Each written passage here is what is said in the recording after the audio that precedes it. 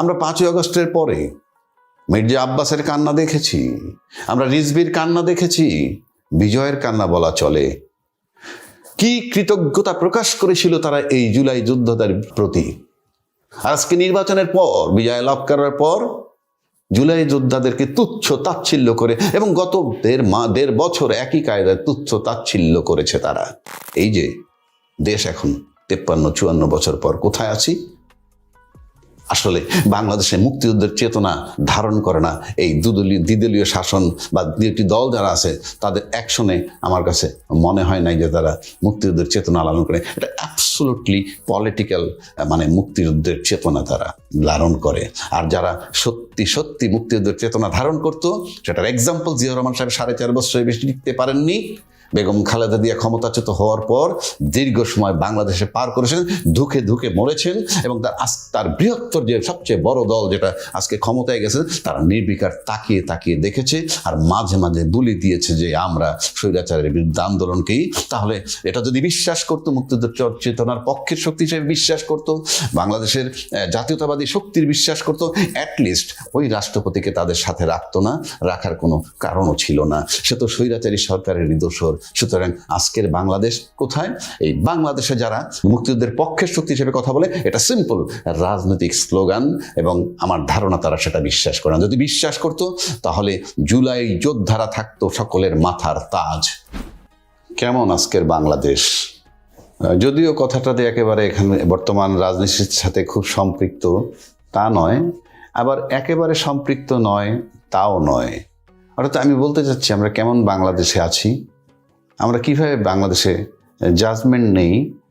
যারা রাজনীতি করে কিংবা রাজনীতির বিষয়ে আলোচনা করে, তারা তাদের সম্পর্কে কি ধরনের বিরূপ মনোভাব কিংবা কি ধরনের ট্যাগ লাগানো হয় এবং কেন লাগানো হয়, সেই বিষয়গুলা বিশেষ করে লাগানো হয় কেন, সেটা দিয়ে আমরা বাংলাদেশের চিত্রটা তুলে ধরতে চাই। যে ইনফ্যাক্ট আমরা বাংলাদেশটাকে কেমন বাংলাদেশ দেখি, এবং বিশেষ করে বাংলাদেশের চিত্রটাকে বা বাংলাদেশের ছবিটাকে তুলে ধরার জন্যে যে মিডিয়া, যদি বলি মিডিয়া, তারপরে প্রশাসনিক খাত কিংবা সোশ্যাল মিডিয়া, প্রিন্টিং মিডিয়া যেভাবে তুলে ধরে, তাতে বাংলাদেশের কি চিত্রটা আমরা পাই বাংলাদেশ সম্পর্কে, সেটা নিয়ে দু একটা কথা বলবো জাস্ট সংক্ষেপে। মানে বাংলাদেশটা এমন একটা জায়গায়, মানে আইনগতভাবে কিংবা যৌক্তিকভাবে যে কেউ যদি আইনগতভাবে কিংবা যৌক্তিকভাবে কেউ কোনো বক্তব্য যদি দেয়, এবং সেটা যদি বাংলাদেশে যেহেতু 53-54 বছর যাবৎ 55 বছর যাবৎ দ্বিদলীয় শাসন ব্যবস্থা চলে আসতেছে, অর্থাৎ আওয়ামী লীগ আর বিএনপির শাসন, সুতরাং কোনো যৌক্তিক, আইনগতভাবে যৌক্তিক কিংবা সাধারণ কমন সেন্সের যৌক্তিক কোনো কথা কেউ বলে, তবে সেটাকে তারা যিনি বলবেন, এবং সেই কথাগুলো যদি কোনো কারণে তাদের আইডিওলজি, তাদের রাজনীতি বা তাদের কোনো বক্তব্য বিরুদ্ধে চলে যায়, তাহলেই বাংলাদেশ 55 বছর আগে স্বাধীন হওয়ার পরেও সেই ব্যক্তিকে তাকে ট্যাগ লাগানো হয় রাজাকার কিংবা রাজাকারের সন্তান কিংবা রাজাকারের নাতি। এটাই আজকের বাংলাদেশ।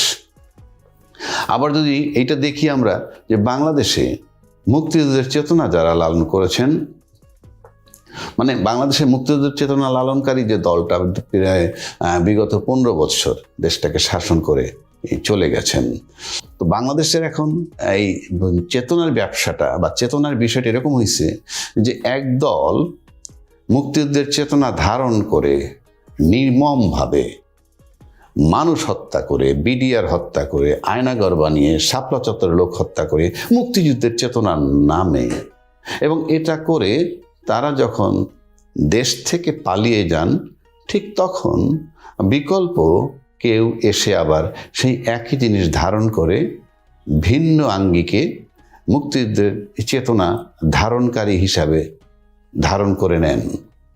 এটা হইল আজকের বাংলাদেশ। অথচ লক্ষ্য করে দেখবেন যে এই মুক্তিযুদ্ধের পক্ষের শক্তি কিন্তু বারবার সময় অসময়ে দেশ ছেড়ে চলে যায়। আর যাদেরকে রাজাকার কিংবা রাজাকারের সন্তান কিংবা রাজাকারের নাতি বলা হয়, তারাই দেশে থেকে যায়, আছে, এবং সেভাবেই তারা ক্ষমতায় যারা আসে, দুই দলের যারা আসে, যে দলই আসুক, তাদের দ্বারা তারা নির্যাতিত হয়, কিন্তু তারা দেশেই থাকে।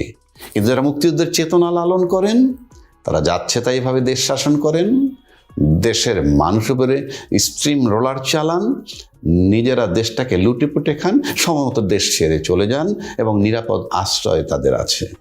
আবার কেউ না কেউ এসে সেই জায়গাটা দখল করে। এখানে আমি একমাত্র ব্যতিক্রম দেখলাম বেগম খালেদা জিয়া, যিনি কখনোই মুক্তিযুদ্ধের চেতনার ব্যবসা করেননি। অফকোর্স উনি মুক্তিযুদ্ধের পক্ষের শক্তি। ওনার হাজব্যান্ড জিয়াউর রহমান সাহেব আমাদের প্রাক্তন রাষ্ট্রপতি, উনি কিন্তু বঙ্গবন্ধুর দেওয়া, শেখ মুজিবুর রহমান সাহেবের দেওয়া খেতাব পেয়েছিলেন বীরুত্তম। সুতরাং মুক্তিযুদ্ধের পক্ষের শক্তি কিনা এটা বাড়তি দুইটা শব্দ ব্যবহার করার কোনো প্রয়োজন নাই। প্লাস তার অ্যাকশন প্রমাণ করেছে উনি একটা দেশপ্রেমিক মুক্তিযোদ্ধা। মুক্তিযোদ্ধা বাংলাদেশে দুই ধরনের প্রমাণ করেছে। যে সমস্ত মুক্তিযোদ্ধারা পালিয়ে যায় মুক্তিযুদ্ধের চেতনা লালন করে, আবার যদি কেউ এসে মুক্তির চেতনা লালন করে, ধারণ করে, আবার কেউ ফিরে এসে ধারণ করেছে ইতিমধ্যে, তাহলে তারা কি প্রমাণ করতে? তারা হলেন রাজনৈতিক দেশপ্রেমিক কিংবা রাজনৈতিক মুক্তিযুদ্ধের চেতনার পক্ষের শক্তি। তারা আদৌ ধারণ করেন কিনা মুক্তিযুদ্ধের চেতনা, আমার প্রশ্ন রেখে গেলাম এটা। পাশাপাশি আমরা যদি দেখি যে কারা মুক্তিযুদ্ধের চেতনা লালন করে, তার কিছু প্রমাণ আছে। মুক্তিযুদ্ধের স্বাধীনতার পক্ষের শক্তি কারা? আমি যদি জিয়াউর রহমান সাহেবের দিকে তাকাই, কোনো প্রশ্নই নাই, প্রশ্ন ওঠে না। উনি একজন 100% মুক্তিযোদ্ধা ছিলেন। উনি সেক্টর কমান্ডার ছিলেন, জেড ফোর্স হিসাবে একটা ফোর্স ছিল।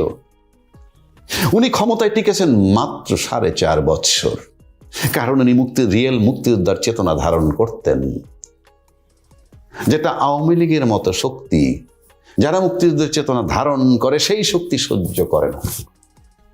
কারণ সেই শক্তির, আওয়ামী লীগের মুক্তিযুদ্ধের চেতনাটা হলো রাজনৈতিক, আত্মিক নয়, আন্তরিক নয়, বিশ্বাসের নয়, ওটাকে তারা পুঁজি বানায়।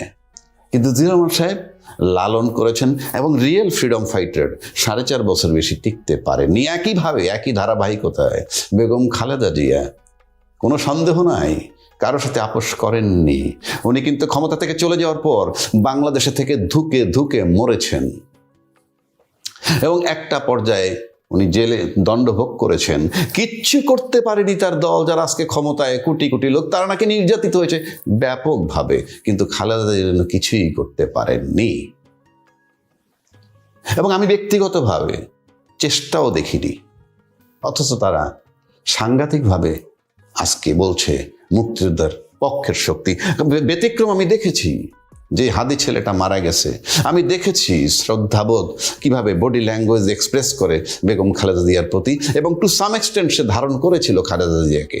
এটা তার চলনে বলনে বক্তব্য মনে হচ্ছে টিকতে পারেনি, তাকে মৃত্যুর কোলে পড়ে যেতে হয়েছে, ঢলে পড়তে হয়েছে, অকালে মৃত্যুবরণ করতে হয়েছে। তার মানে হলোই, যিনি সত্যিকার অর্থে বাংলাদেশের মুক্তিযুদ্ধের চেতনা ধারণ করবেন এবং সেই তার আলোকে দেশটাকে ভালোবাসবেন, তার অবস্থাটা হবে বেঁচে থেকে ধুকে ধুকে খালেদা জিয়ার মতো মৃত্যুবরণ করবেন, অথবা অকাল মৃত্যু, মানে সাদিদের মতো অকাল মৃত্যু বরণ করতে হবে। এটাই 54-55 বছরের বাংলাদেশ। আমরা 5ই আগস্টের পরে মির্জা আব্বাসের কান্না দেখেছি, আমরা রিজভির কান্না দেখেছি, বিজয়ের কান্না বলা চলে। কি কৃতজ্ঞতা প্রকাশ করেছিল তারা এই জুলাই যোদ্ধাদের প্রতি। আজকে নির্বাচনের পর, বিজয় লাভ করার পর, জুলাই যোদ্ধাদেরকে তুচ্ছ তাচ্ছিল্য করে, এবং গত 1.5 বছর একই কায়দায় তুচ্ছ তাচ্ছিল্য করেছে তারা।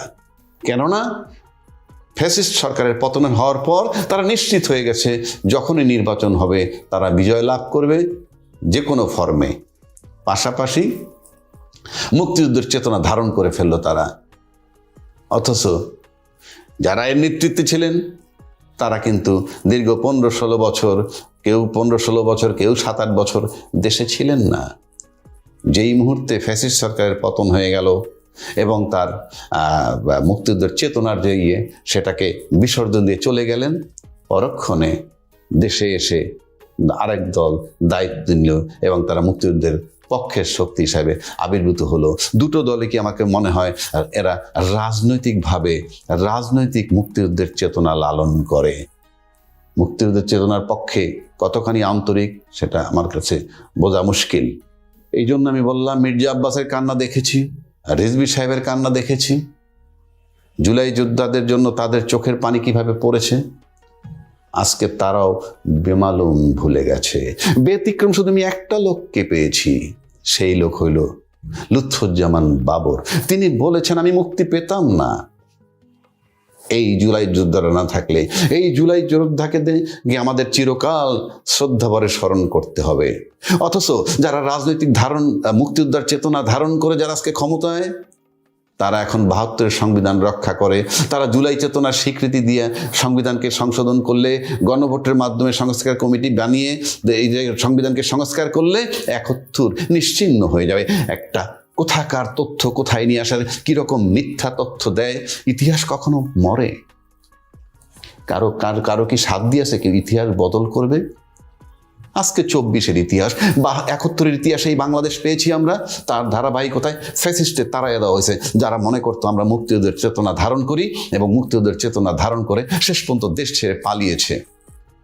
সুতরাং এই যে দেশ এখন 53-54 বছর পর কোথায় আছি, আসলে বাংলাদেশে মুক্তিযুদ্ধের চেতনা ধারণ করে না এই দ্বিদলীয় শাসন বা দুটি দল যারা আছে, তাদের অ্যাকশনে আমার কাছে মনে হয় নাই যে তারা মুক্তিযুদ্ধের চেতনা লালন করে। এটা অ্যাবসলুটলি পলিটিক্যাল, মানে মুক্তিযুদ্ধের চেতনা তারা ধারণ করে। আর যারা সত্যি সত্যি মুক্তিযুদ্ধের চেতনা ধারণ করতো, সেটার এক্সাম্পল জিয়াউর রহমান সাহেব 4.5 বছরের বেশি টিকতে পারেননি।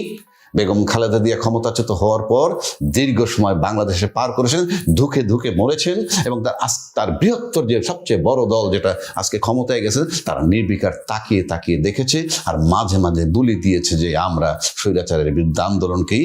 তাহলে এটা যদি বিশ্বাস করতো, মুক্তিযুদ্ধ চেতনার পক্ষের শক্তি হিসেবে বিশ্বাস করতো, বাংলাদেশের জাতীয়তাবাদী শক্তির বিশ্বাস করতো, অ্যাটলিস্ট ওই রাষ্ট্রপতিকে তাদের সাথে রাখতো না, রাখার কোনো কারণও ছিল না। সে তো স্বৈরাচারী সরকারের দোসর। সুতরাং আজকের বাংলাদেশ কোথায়? এই বাংলাদেশে যারা মুক্তিযুদ্ধের পক্ষের শক্তি হিসেবে কথা বলে, এটা সিম্পল রাজনৈতিক স্লোগান এবং আমার ধারণা তারা সেটা বিশ্বাস করে না। যদি বিশ্বাস করতো তাহলে জুলাই যোদ্ধারা থাকতো সকলের মাথার তাজ। সেটা যেহেতু থাকছে না, সুতরাং সেটা বিশ্বাস করার কোনো কারণ নাই। যেটুকু বলা হয় একান্তই বাধ্য হয়ে জুলাইয়ের গন্ধ রাখতে হয় তাদের মুখে, এবং এটা না রাখলে হয়তো যে কোনো সময় অন্যরকম পরিস্থিতি হয়ে যেতে পারে, তাই সেটা রাখা।